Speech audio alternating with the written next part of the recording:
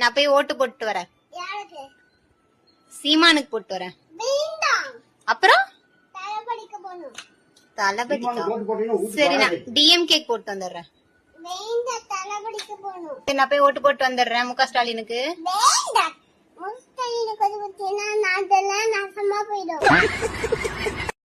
அப்புறம் யாருக்கு போடணும்? தளபதிக்கா? தளபதிக்கு போட்டா தளபதி யாரு?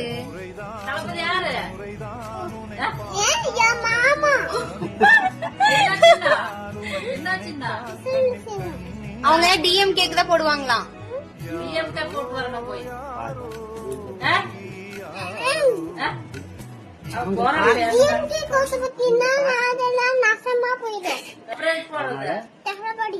தளபதி ஓட்டு போட்டா நாடு நல்லா இருக்கும்.